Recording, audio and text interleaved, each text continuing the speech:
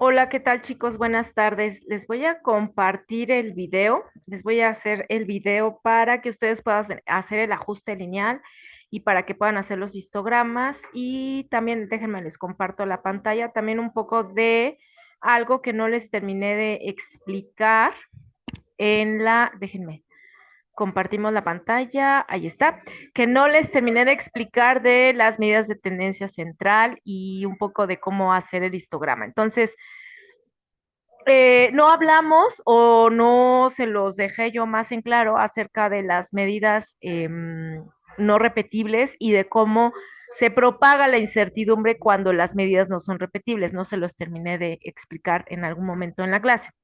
Entonces, bueno, las medidas de tendencia central son medidas o parámetros que nos dicen cómo es un conjunto de datos, cómo es el promedio, si hay una medida que se está repitiendo, que esa se llama la media, perdón, la moda, si hay una medida que está como en el centro de todas las demás medidas, que sería la mediana.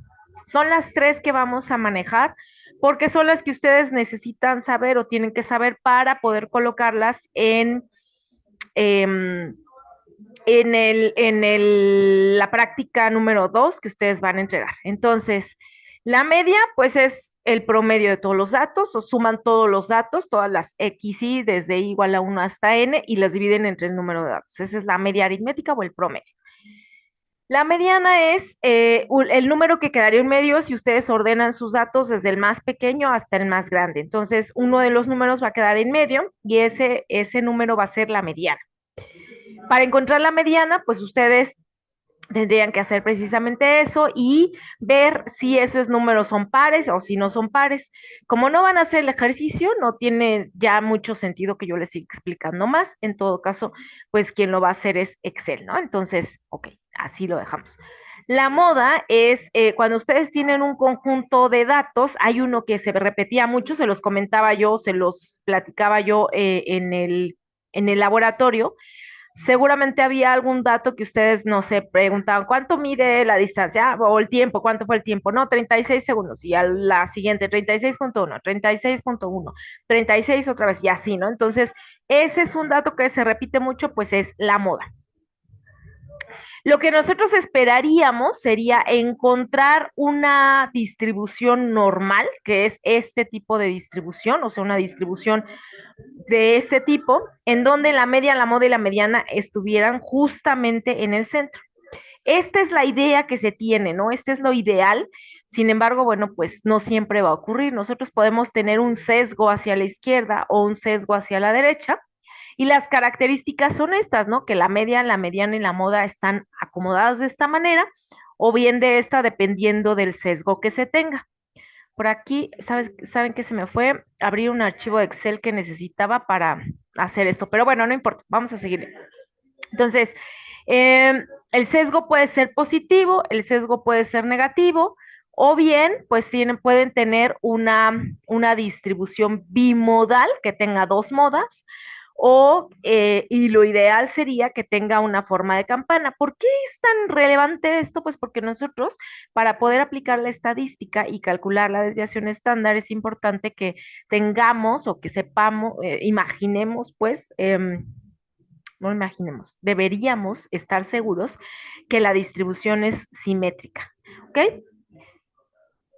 Generalmente esto ocurre, pero hay ocasiones en las que no ocurre y ustedes se van a dar cuenta que en uno de los experimentos que realizaron para la práctica 2 no ocurre. Sin embargo, bueno, pues hay que seguirlo, ¿no? Entonces, para poder calcular la incertidumbre de este conjunto de datos, se recurre a la desviación estándar. La desviación estándar nos dice, es esta fórmula, la voy a hacer un poquito más grande porque nos dice que nosotros cada uno de nuestros datos, cada XY, lo vamos a comparar con el promedio, que es esta X con una rayita arriba, y ese número, que puede ser positivo o puede ser negativo, lo vamos a elevar al cuadrado. Como estamos elevando al cuadrado, vamos a sacar raíz cuadrada. Les estoy diciendo la forma de cómo podemos visualizar esta fórmula, porque yo sé que pues no les estoy diciendo exactamente de dónde viene, no la estoy derivando, nada más les estoy diciendo la fórmula tal cual, ¿no?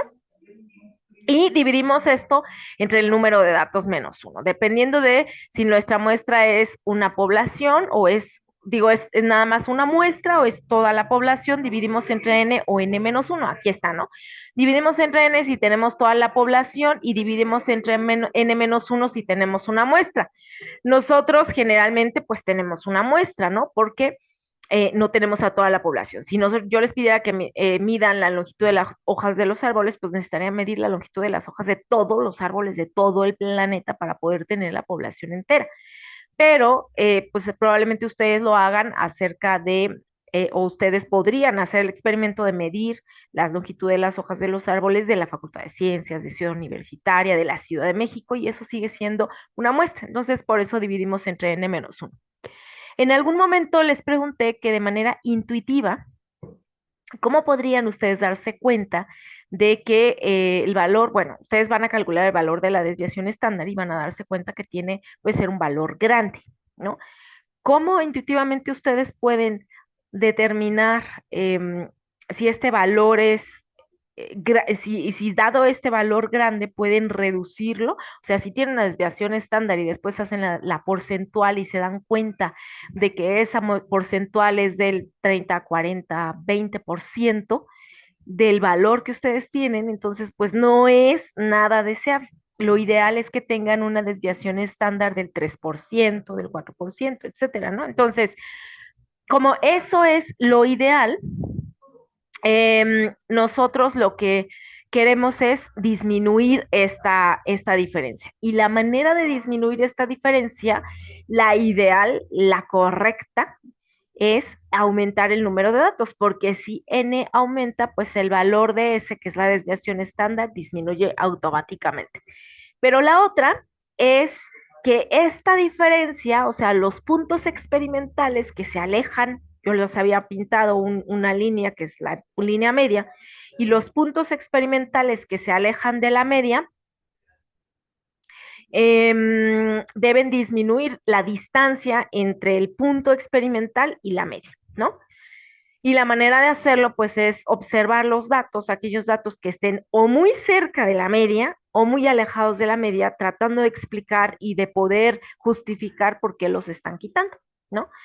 Les decía, bueno, pues es una especie de cuchareo, no es lo ideal, ¿no? Que ustedes digan, ay, este dato, o sea, si estamos viendo 36, de pronto su compañero les dice, ah, me dio 51, como que voltean a verlo así de, seguro que es 51, a ver, vuelve a medir, algo está pasando, ¿no? Y ya hicieron automáticamente este ejercicio.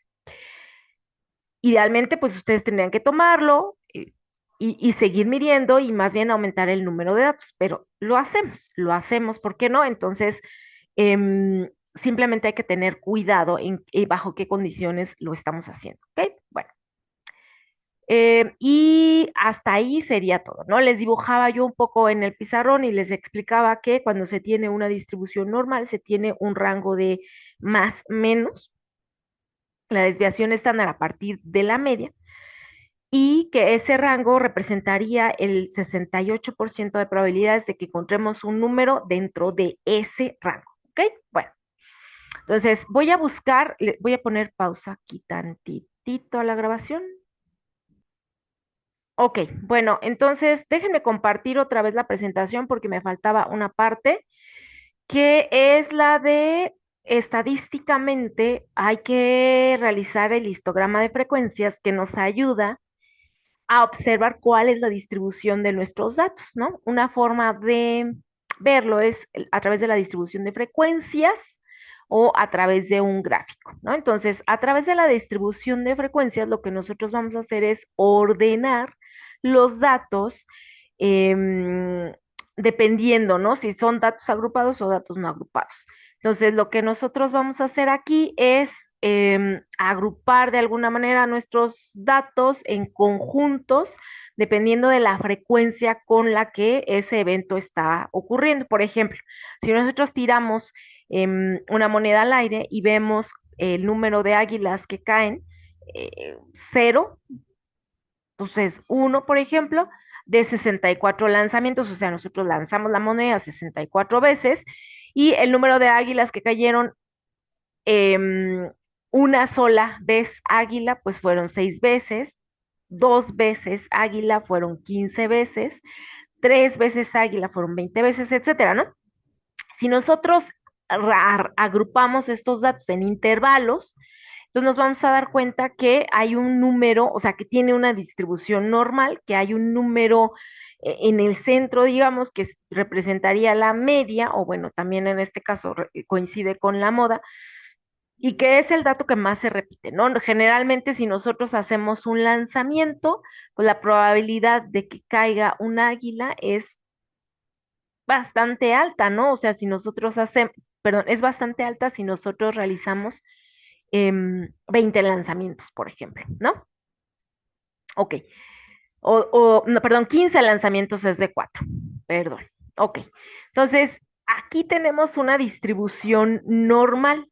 Y en una distribución normal, como les había dicho hace rato, los valores de la media, la moda, la mediana, coinciden o podrían, tenderían a coincidir, y si tienen sesgos, pues no coinciden y se colocan a distintos lugares, ¿no? Como les había dicho hace ratito, o sea, puede ser que se coloquen más o menos casi en el centro.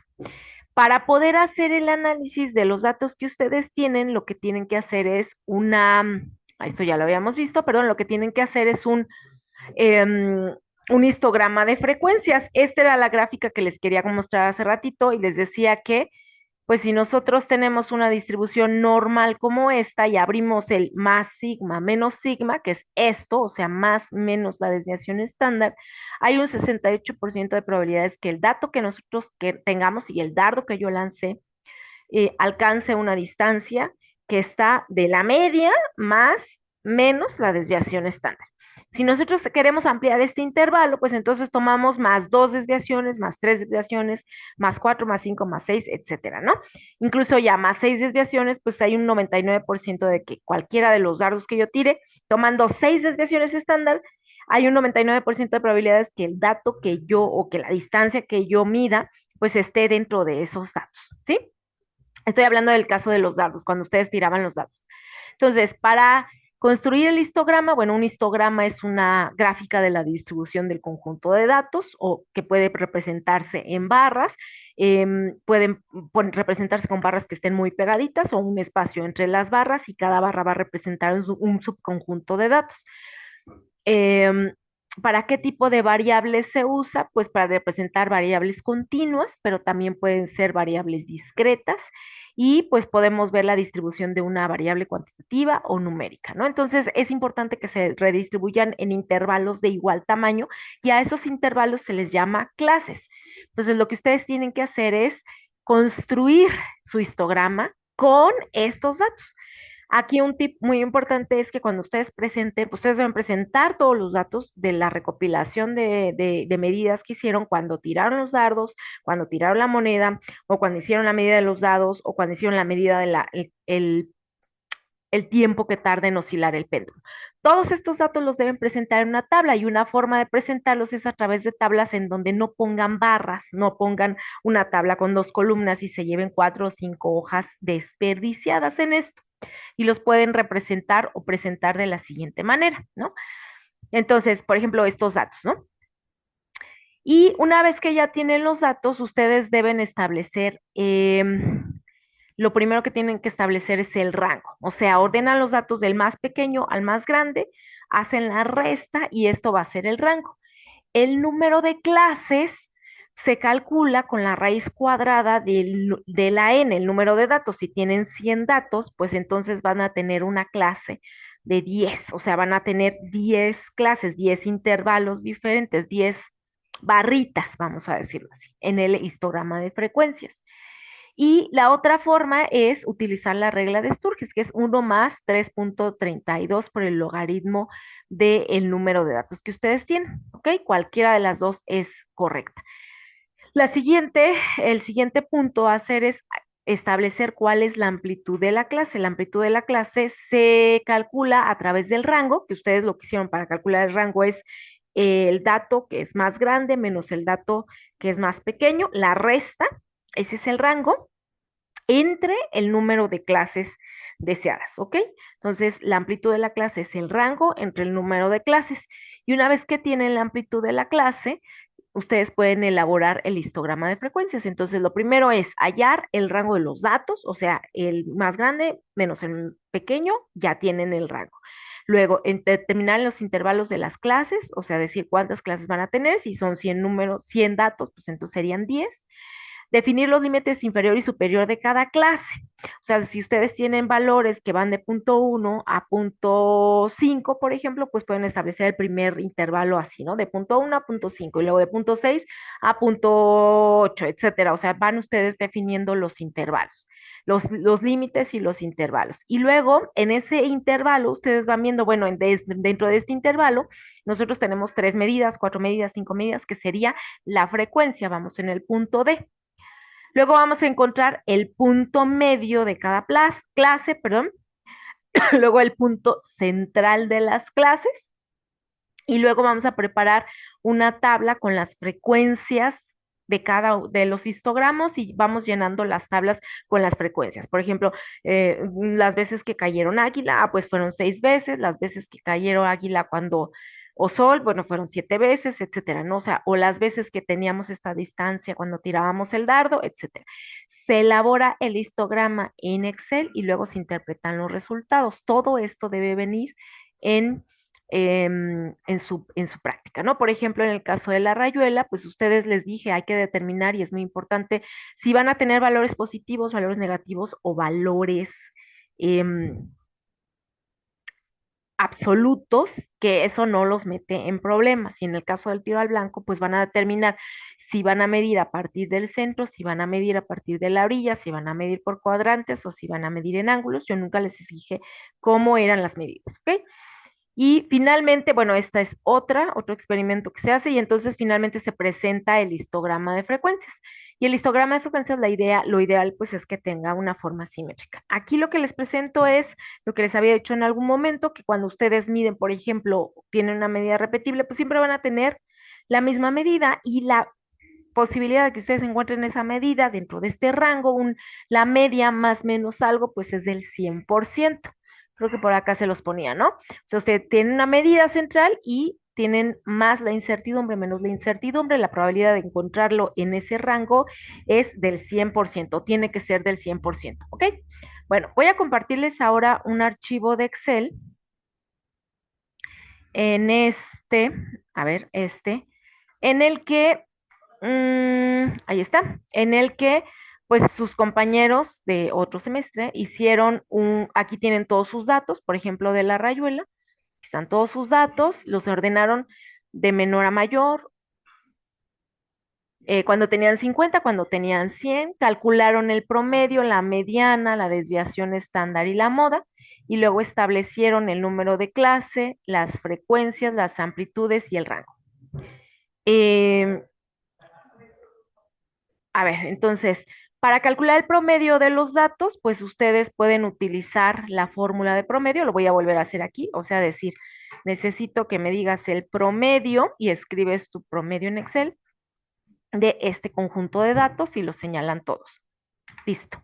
Así de sencillo hace Excel los datos. Ustedes tienen que redondear al número de cifras que les puede dar.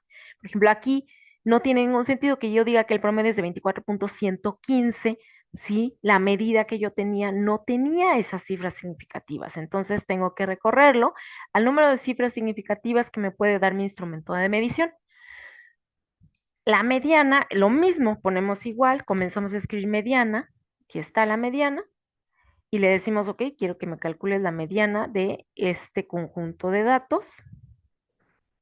Aquí está.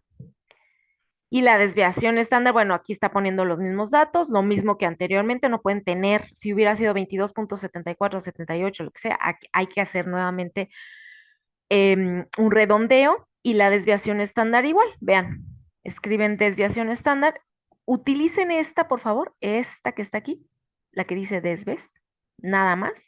Y entonces le piden que haga el cálculo de la desviación estándar de todos estos datos, tal cual. Y nuevamente no pueden tener un número que exceda las cifras significativas que ustedes podrían tener con este instrumento de medición. O sea, hay que recorrerlo, ya estaba bien, ¿no? Hasta ahí estaba perfectamente bien. Igual la moda, van escribiendo ustedes moda. Moda no, ay, moda, y no escriban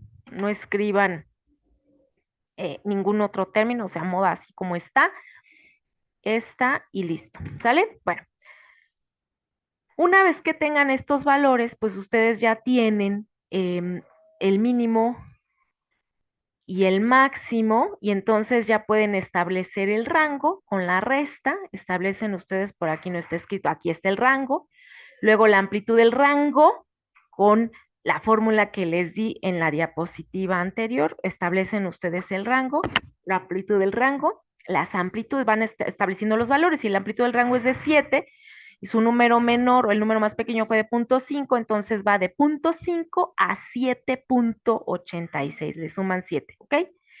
Y el siguiente va de 7.87 al que sigue, 15, ¿no? Y así, o sea, ustedes así pueden ir estableciendo distintos rangos, ¿sí? Distintas amplitudes, perdón. Y luego van contando las frecuencias. En este intervalo de 0.5 a 7.86, de 0.5 hasta 7.86, tengo todos estos valores que caben ahí, que son 14, y entonces la frecuencia es de 14.